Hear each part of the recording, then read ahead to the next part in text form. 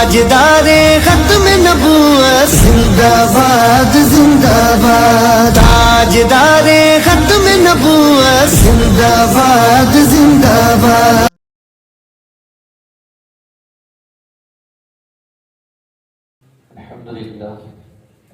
الحمد لله الذي جعلنا مسلما ومقلدا، والصلاة والسلام على من لا نبي بعده وعلى آله المجتبى وأصحابه الذين امتحن الله قلوبهم بالتقوى. فقال الله تبارك وتعالى في القرآن العظيم: سبحان الذي أسرى بعبده ليلا من المسجد الحرام إلى المسجد الأقصى. وقال في مقام آخر: إن الله وملائكته يصلون على النبي يا أيها الذين آمنوا صلوا عليه وسلموا تسليما. اللهم صل على سيدنا ومولانا محمد المعصوم الجود والكرم وآلہ وصحبہ وبارک وسلم۔ سرور کشور رسالت جو عرش پر جلوہ گر ہوئے تھے، نئے نرالے طرب کے ساماں عرب کے مہمان کے لیے، خوشی کے بادل امڑ کے آئے دلوں کے طاؤس رنگ رنگ، وہ نغمائے نعت کا سما تھا حرم کو خود وجد آ رہی۔ یہ جھوما میزا بزر کا جھومر کہ آ رہا کان پر دھلک کر، فوال برسی تو موتی جھڑ کر حتیم کی گود میں پڑے۔ تبارک اللہ شان تیری تجھی کو زیبا ہے بے نیازی، کہیں تو وہ جوش لن ترادی اور کہیں تقاضے وصال کے، بچا جو طلبوں کا ان کے دھون، بنا وہ جنت کا رنگ اور روغن۔ اعلیٰ حضرت کا کمال دیکھیے، آپ کا کتنا پیارا اور بلند خیال ہے۔ آپ فرماتے ہیں کہ معراج سے پہلے جب حضور علیہ السلام نے غسل کیا اور آپ کے قدمین شریفین کو دھویا گیا، وہ حضور کے قدموں کا دھون وہ کہاں استعمال ہوا؟ فرمایا وہ جنت کا رنگ و روغن تھا۔ بچا جو طلبوں کا ان کے دھون، بنا وہ جنت کا رنگ و روغن، اور جنہوں نے دھولا کی پائی اترن، وہ پھول گلزارے نور کے تھے۔ اعلیٰ حضرت آپ چاند کو دیکھتے ہیں تو چاند پر آپ کو دھبے بھی نظر آتے ہیں، ہے روشن لیکن چہرے پر اس کے کیا ہیں؟ دھبے۔ تو امام اہل سنت فرما رہے ہیں چاند کو مخاطب کر کے آپ فرماتے ہیں کہ ستم کیا، کیسی مت کٹی، مت کہتے ہیں عقل، یہ ڈانٹنے کا ایک طریقہ ہے کہ تمہاری عقل کہاں گئی تھی اس وقت۔ ستم کیا کیسی مت کٹی تھی کمر، وہ خاک ان کے رہ گزر کی، اٹھا نہ لایا کہ ملتے ملتے یہ داغ سب دیکھنا مٹے تھے۔ وہ حضور جس راہ سے گزرے تم وہاں کی خاک اٹھا کے کیوں نہ لائے؟ اگر تم لے آتے اپنے چہرے پہ مل لیتے تو تمہارے چہرے سے یہ دھبے بھی ختم ہو جاتے۔ کمال کا ہی امام اہل سنت کا کلام بیان سے پہلے میں ایک دو باتیں عرض کرتا ہوں۔ پہلی بات، بیان انشاءاللہ میں 35 سے 40 منٹ کے اندر کور کر دوں گا انشاءاللہ۔ دوسری بات، برائے کرم یہ خصوصاً جو نوجوان، دیکھیں آپ مسجد میں آ گئے، تھوڑی دیر کے لیے اپنے دوستوں کو بھول جائیے، کیونکہ اللہ اور رسول کا جب ذکر ہو رہا ہو اس کو توجہ سے سننا چاہیے۔ اگر کوئی بچہ شرارت بھی کرے اسے پیار محبت کے ساتھ منع کر دے، اب سب کی توجہ میری طرف ہونی چاہیے تاکہ اس عظیم رات کی برکتیں حاصل کرنے میں ہم کامیاب ہو جائیں۔ تیسری بات، برائے کرم بیان کی طرز پہ نظر نہ رکھیے گا بلکہ بیان کی غرض پہ نظر رکھیے گا۔ اگر آپ کے ذہن میں یہ ہے کہ میں کوئی سر لگاؤں گا یا جوش ماروں گا تو ان دونوں کاموں میں سے مجھے کوئی بھی کام نہیں آتا۔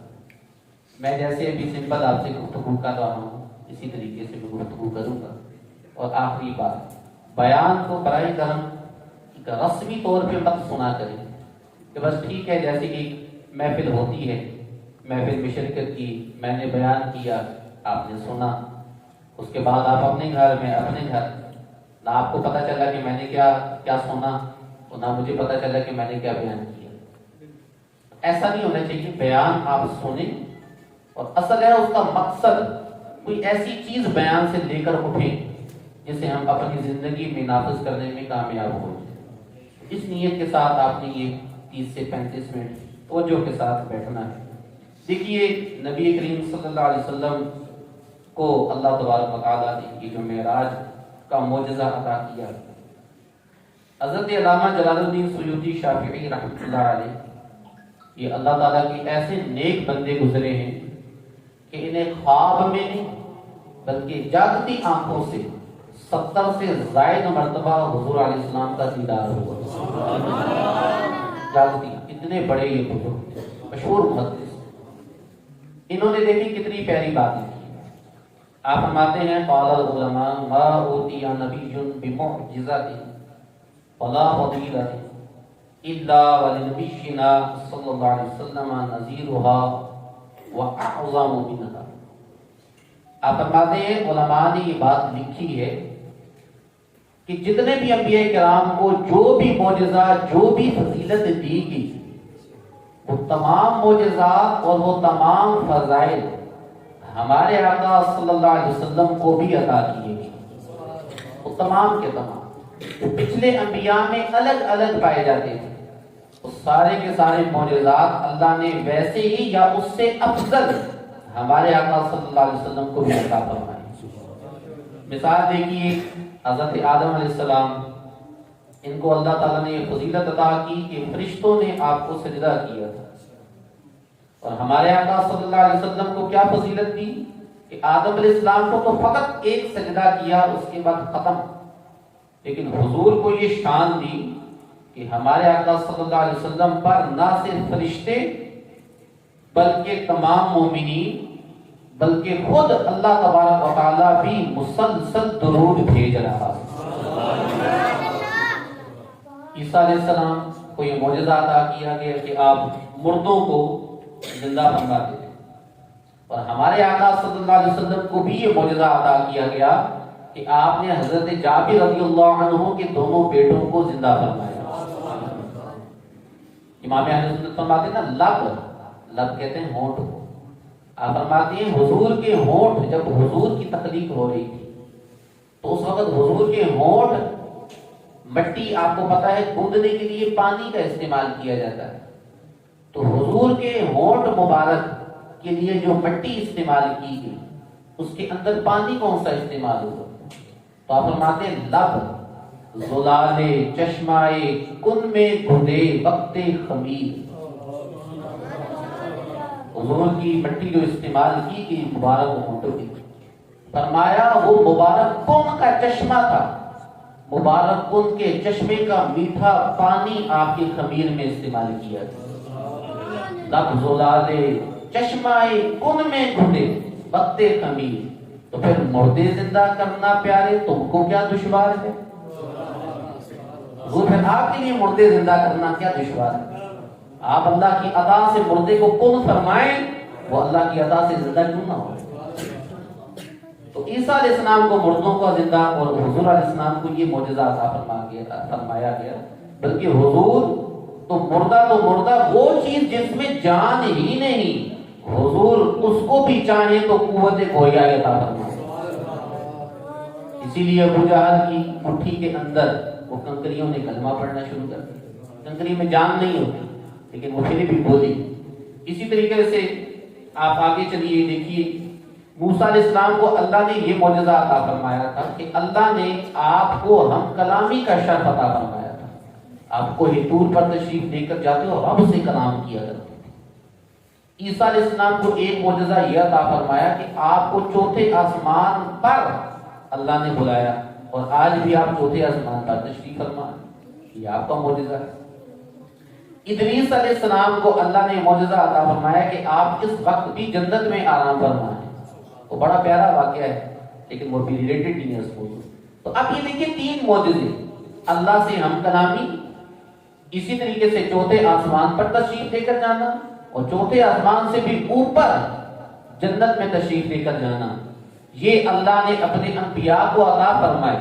اور حضور کی شان دیکھیے، یہ تینوں کے تینوں معجزے اللہ تعالیٰ نے معراج کی رات حضور کو عطا فرمائے۔ کہ نہ صرف حضور سے کلام فرمایا، بلکہ کلام کے ساتھ ساتھ اپنا دیدار بھی عطا فرمایا۔ نہ صرف چوتھے آسمان بلکہ ساتوں آسمانوں سے اوپر سدرۃ المنتہا، اس سے بھی اوپر مقام مستوی، اس سے بھی اوپر عرش علا، اور عرش علا سے بھی اوپر لامقام بلا کے اپنا دیدار عطا فرمایا۔ یہ حضور کی شان۔ اور ادریس علیہ السلام وہ تو جنت، اور حضور نے شب معراج جنت کی بھی سیر فرمائی اور جہنم کو بھی ملاحظہ فرمایا۔ یہ ہے ہمارے آقا صلی اللہ علیہ وسلم کی شان کہ ہر معجزہ جو جس بھی نبی کو عطا کیا گیا الگ الگ، وہ تمام معجزات اللہ تبارک و تعالیٰ نے نبی کریم صلی اللہ علیہ وسلم کو عطا فرمائے۔ اور معراج کے اندر، معراج تو یقین مانیے یہ ایک معجزات کا مجموعہ ہے، اتنے اس کے اندر حضور کے معجزات کہ اگر ہم اس کو بالتفصیل پڑھنے بیٹھے تو یقین مانے مومن کی آنکھیں ٹھنڈی ہو جاتی ہیں کہ ہم کیسے خوش نصیب ہیں کہ اللہ تبارک و تعالیٰ نے ہمیں کس عظیم و شان نبی کی امت میں پیدا فرمایا ہے۔ اب یہاں پر آپ کو ایک سمجھانے کے لیے میں ایک بات بتاؤں، جیسے دیکھیں یہاں سے اگر کوئی بندہ دبئی بھی چلا جائے نا وزٹنگ ویزا پر اور وزٹ کر کے آئے، گھوم پھر کے آئے، تو وہ واپس آ کر کسی بھی ڈیٹیل سے آپ کو ایک چیز بتائے گا کہ بھئی جناب ایئرپورٹ پر یہ ہوا، مجھے گاڑی دینے آئی تو دبئی میں میں نے یہ دیکھا، تو جناب وہ اتنی بلند بلڈنگ ہے، میں نے اس کو بھی دیکھا برج خلیفہ، تو پھر میرے ساتھ یہ ہوا۔ ایک ایک ڈیٹیل اپنی سیر و سیاحت کی انسان بیان کرتا ہے، یہ چھوٹے چھوٹے سفر۔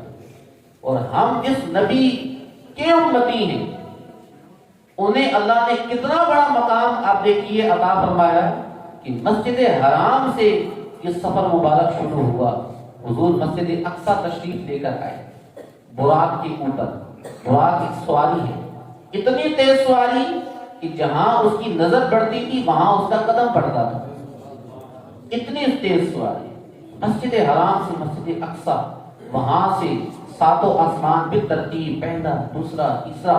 ابھی خیال کر کے دیکھیے یہ کوئی کہانی نہیں ہے، یہ ہمارے آقا صلی اللہ علیہ وسلم کو اللہ نے یہ شان عطا فرمائی۔ ساتوں آسمان کراس کر سدرۃ المنتہا، اس کے بعد جناب مقام مستوی، پھر عرش اولا، پھر اللہ تعالیٰ کے قرب خاص میں رب سے کلام، تحفے تحائف دیے، اور اس کے بعد رات کے تھوڑے سے حصے کے اندر یہ سارا سفر مکمل کر کے حضور واپس بھی تشریف لے۔ اب مجھے بتائیے کہ کیا ہم ایز اے امتی، ایز اے مسلمان، ہم پہ لازم نہیں ہے کہ ہم بھی اپنے آقا صلی اللہ علیہ وسلم کے اس معجزے کو باریکی سے پڑھیں تاکہ ہمیں پتہ چلے اچھا میرے آقا صلی اللہ علیہ وسلم کس طریقے سے یہاں یہ سواری استعمال کی گئی، آسمانوں پر جانے کے لیے یہ چیز استعمال کی گئی، ہر آسمان پر کون کون سی انبیاء کرام سے ملاقاتیں ہوئی، کیا گفتگو ہوئی، کیا تحفے تحائف حضور کو پیش کیے گئے، یہ ساری چیزیں ایز اے مسلم ہمیں پڑھنی چاہیے۔ اس کو پڑھنے کے بعد ایک امتی کا سینہ چوڑا ہو جاتا ہے اور وہ اللہ کی بارگاہ میں شکر ادا کرتا ہے کہ اللہ نے ایسا عظیم و شان نبی ہمیں عطا فرمایا۔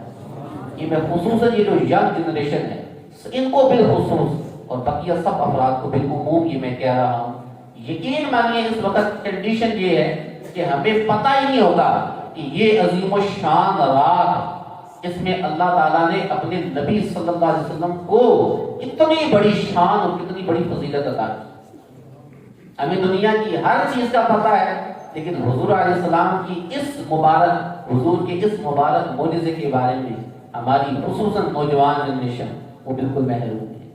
تو ایسے نہ کریں بلکہ حضور علیہ السلام کے اس معجزے کو بھی سمجھنے کی کوشش کیجیے۔ آئیے سب سے پہلے اب میں اس کے بعد معراج کے متعلق ایک مومن کا عقیدہ کیا ہونا چاہیے اس کو اچھی طریقے سے ذہن میں بٹھا دیجیے۔ پہلی بات یہ یاد رکھیے کہ معراج کے 3 سٹیپ ہیں۔ کتنے سٹیپ ہیں؟ 3۔ سارے بولیے 3 سٹیپ۔ تین اس کے ٹکڑے بنتے ہیں، اس سفر کے تین مرحلے بنتے ہیں۔ سفر کا پہلا ٹکڑا وہ ہے مسجد حرام مکہ مکرمہ، مسجد حرام سے لے کے مسجد اقصی تک۔ یہ جو سفر ہے نا حضور کا، یہ اس کا تذکرہ تو قرآن پاک میں کیا گیا ہے، جو میں نے آیت آپ کے سامنے پڑھی۔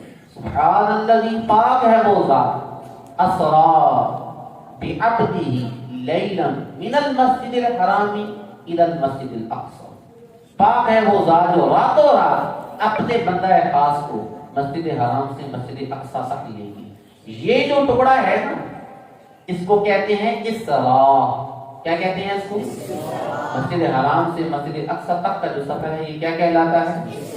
تو یاد رکھیں، اگر کوئی شخص اس سفر کا انکار کرتے تو وہ بندہ کافر ہو جائے گا، دائرہ اسلام سے خارج ہو جائے گا، کیونکہ یہ کس سے ثابت ہے؟ قرآن سے ثابت ہے۔ گویا اگر کوئی اس کا انکار کرے گا، وہ کس کا انکار کرے گا؟ قرآن کا انکار۔ تو مسجد حرام سے مسجد اقصی یہ سفر کیا کہلاتا ہے؟ اسراء۔ اس کے بعد مسجد اقصی سے ساتوں آسمانوں کی بلندی تک یہ جو سفر ہے یہ کہلاتا ہے معراج۔ یہ کیا کہلاتا ہے؟ اور اگر کوئی اس کا انکار کرے تو وہ بندہ کافر تو نہیں ہوتا، لیکن گمراہ ضرور ہے۔ ایسا بندہ کیا کہلاتا ہے؟ گمراہ۔ ٹھیک ہے، جو مذہب اہل سنت سے ہٹا ہوا ہے۔ گمراہیت یہ کفر سے ایک سیڑھی نیچے ہے، گمراہیت یہ کفر سے فقط ایک سیڑھی نیچے ہے، اس کے بعد اوپر کفر ہی ہے۔ اور تیسرا سٹیپ ہے ساتوں آسمانوں سے بھی اوپر، جو حضور لا مقام میں تشریف لے کر کے اللہ کا دیدار کیا۔ یہ جو معاملات ہیں، اگر کوئی اس کا انکار کرتا ہے تو اس بندے کو گناہ گار کہیں گے۔ ٹھیک ہے، اس کو کافر بھی نہیں کہیں گے، اس کو گمراہ بھی نہیں کہیں گے، اسے فقط گناہ گار کہا جائے۔ یہ چیزیں سیکھنے والی ہے کہ ہمارا عقیدہ کیا ہے معراج کے بارے میں۔ ایک اور بات یاد رکھیے، جو معراج کا سفر ہے، حضور کو یہ جو معجزہ عطا کیا گیا، معراج جو ہے نا، یہ معراج اس کا قرآن میں ذکر ہے، یہ جسمانی معراج کی، یہ جاگتے ہوئی ہے، یہ خواب کی معراج نہیں ہے۔ بعض لوگ اس کو خواب کی معراج ثابت کرنے کی کوشش کرتے ہیں۔ یہ بڑی اہم بات میں آپ لوگوں سے کرنے لگا ہوں، ہم سب کی توجہ میری طرف ہو کہ نبی کریم صلی اللہ علیہ وسلم کو علماء نے لکھا کہ 34 مرتبہ حضور کو معراج ہوئی۔ کتنی مرتبہ؟ 34 مرتبہ میں سے 33 مرتبہ خواب میں ہوئی اور 1 مرتبہ بیداری میں ہوئی۔ اور یہ جو معراج جس کا قرآن میں تذکرہ ہے، یہ کون سی معراج ہے؟ یہ جاگتی حالت میں روح اور جسم کے ساتھ۔ بعض لوگ کہتے ہیں یہ روحانی معراج تھی، حضور کو فقط روح کی معراج ہوئی تھی، جسم یہی تھا۔ بعض کہتے ہیں نہیں، روح بھی یہی تھا، جسم بھی یہی تھی، یہ خواب کی معراج تھی۔ یہ خواب کی معراج نہیں ہے، یہ جاگتی آنکھوں سے ہوئی ہے، اور ہوئی بھی روح اور جسم دونوں کو ہوئی۔ بات سمجھ میں آ رہی؟ اب آپ کہیں گے کہ دلیل دیجیے، تو دلیل بڑی آسان سی ہے، آپ سب میری ایک بات کا جواب دیجیے۔ اگر کوئی بندہ آپ سے ملاقات کرے اور یہ کہے کہ آج رات کو جو رات گزر چکی، میں نے یہ دیکھا کہ میں انگلینڈ میں ہوں، 2 منٹ بعد میں نے دیکھا کہ میں امریکہ میں ہوں، 3 دن تھوڑی ہی دیر کے بعد میں نے اپنے آپ کو پاکستان میں دیکھا، یعنی وہ آپ کے سامنے خواب کے اندر کوئی 25 ملک گنا دے، تو کیا آپ کو کوئی تعجب ہوگا؟ آپ کو حیرت ہوگی؟ آپ کہیں گے ٹھیک ہے 25 نہیں تو 200 گنا دو، خواب کا معاملہ ہے نا، خواب میں تو کہیں بھی بندہ جا سکتا ہے، خواب کے معاملے کا کوئی بھی بندہ انکار نہیں کرتا۔ لیکن یہی بات اگر آپ یوں کہیں نا کہ میں جاگتی حالت میں جناب میں اتنی تھوڑی سی دیر میں کتنے ممالک گھوم کے آ گیا، آپ فوراً اس کا انکار کریں گے، آپ کہیں گے اتنی تھوڑی سی دیر میں اتنا لمبا سفر طے کرنا یہ ممکن ہے۔ اب آئیے یہاں پر نبی کریم صلی اللہ علیہ وسلم کو جب معراج کرائی گئی تو جو ہی حضور معراج سے واپس تشریف لائے، حضور نے یہ ساری باتیں جب کفار کو بتائیں تو کافر فوراً اس چیز کا انکار کرنا شروع ہو گئے اور کہنے لگے کہ یہ ممکن ہی نہیں ہے کہ اتنے تھوڑے سے وقت میں آپ اتنا لمبا سفر طے کر آئیں۔ علماء فرماتے ہیں کافروں نے انکار کیوں کیا؟ کافروں کا انکار کرنا ہی اس چیز کی دلیل ہے کہ حضور کو وہ معراج خواب میں نہیں ہوئی. اگر خواب کا معاملہ ہوتا تو کافر انکار کیوں کرتے؟ کافر کہتے ٹھیک ہے خواب میں تو بندہ کہیں بھی ہو کے آ سکتا ہے، لیکن کافروں نے کیا کیا تھا؟ انکار کیا تھا. اور ان کا انکار کرنا ہی اس چیز کی دلیل ہے کہ یہ جو معراج تھی یہ خواب کی معراج نہیں تھی.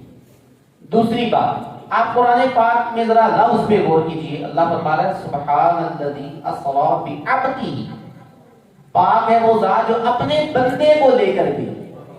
لفظ عبد، جو بھی اہل علم حضرات ہیں جو عربی گرامر تھوڑی سی پڑھے لکھے ہیں، آپ ان سے پوچھ لیجیے کہ لفظ عبد کسے کہتے ہیں. عبد کہتے ہیں روح اور جسم دونوں کے مجموعے کو. عبد سے روح کو نہیں کہتے، صرف جسم کو نہیں کہتے.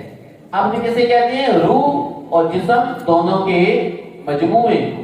تو اللہ فرما رہا ہے پاک ہے وہ ذات جو اپنے عبد کو لے کے.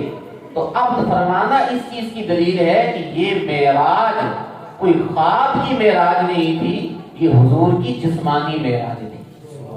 یہ تو کہا جاتا سبحان الذی اسری بروحی، پاک ہے وہ ذات جو اپنے بندے کی روح کو لے گیا. روح نہیں کہا گیا بلکہ کیا کہا گیا ہے؟ عبد. یہ عبد ہی اس چیز کی دلیل ہے کہ یہ معراج جو ہے یہ روحانی نہیں تھی، یہ خواب پر مشتمل نہیں تھی، بلکہ یہ حضور کی جسمانی معراج. اب اس کی اہمیت کو ذرا سمجھیے. آپ کہیں گے ٹھیک ہے حضور کو معراج ہوئی، آیا اس میں کچھ بتائیں نا کہ اس سے حضور کی شان مزید تھوڑی سی واضح کیجیے. تو آئیے اس کی ایک اور انداز سے اس کو میں آپ کو سمجھانے کی کوشش کرتا ہوں. دیکھیں قرآن پاک میں یہ موجود ہے کہ موسیٰ علیہ السلام نے اللہ کی بارگاہ میں عرض کی تھی کہ اے اللہ ربی ارینی انظر الیک، اے اللہ مجھے اپنی ذات دکھا، میں تجھے دیکھنا چاہتا ہوں. تو اب رب نے آگے سے جواب ارشاد فرمایا قال لا ترانی، اے موسیٰ تم مجھے نہیں دیکھ سکتے. تو پھر کیا ہوا؟ اللہ نے فرمایا کہ ہاں یہ ہے کہ یہ جو سامنے پہاڑ ہے کوہ طور، میں اس پر فقط ایک تجلی وہ ظاہر کروں گا، پہاڑ پر ڈالوں گا. اگر یہ پہاڑ میری تجلی برداشت کر سکا تو پھر تم بھی مجھے دیکھ سکو گے. اور پھر کیا ہوا؟ قرآن پاک میں ہے کہ جب اللہ نے اپنی تجلی پہاڑ پہ نازل فرمائی تو وہ پہاڑ ریزہ ریزہ ہو گیا اور موسیٰ علیہ السلام بے ہوش ہو کے زمین پہ تشریف لے گئے. یہ واقعہ باقاعدہ قرآن پاک میں موجود ہے. اب آئیے میں تھوڑی سی اس کی ڈیٹیل آپ کو بیان کروں. تجلی کیسے کہتے ہیں؟ ایک ہوتی ہے ذات، ایک ہوتی ہے اس کی تجلی. پہلا تشبیہ آپ کو سمجھانے کے لیے مثال دوں، یہ بلب کو آپ دیکھیے، یہ بلب یہ ذات ہے، ایک چیز ہے، اور اس سے جو روشنی نکل رہی ہے نا یہ اس کی تجلیات ہے. یہ اس کی سورج کو دیکھنا مشکل ہے، سورج کو بندہ دیکھ نہیں سکتا، سورج کی ذات کو نہیں دیکھ سکتا. ہاں اس کی روشنی کو ہم دیکھتے ہیں، ذات کو دیکھنا اس کی مشکل ہے، آنکھیں خراب ہو جاتی ہیں. اب یہاں پر دیکھیے اللہ نے موسیٰ علیہ السلام نے عرض کی تھی اے اللہ میں تیری ذات دیکھنا چاہتا ہوں، اور رب نے فرمایا کہ ذات تو دور کی بات، میں ذات نہیں فقط اس ذات کی تجلی پہاڑ پہ ڈالوں گا، پہاڑ پہ. اگر وہ برداشت کر گیا تو تم مجھے دیکھ سکو گے. اور روایت کے اندر سنیے تفسیر مظہری، یہ قرآن پاک کی تفسیر ہے، اس کے اندر بزرگ فرماتے ہیں کہ ان اللہ اظہر من 70,000 حجاب من نور قدر الدرہم فجعل الدرہم للجبل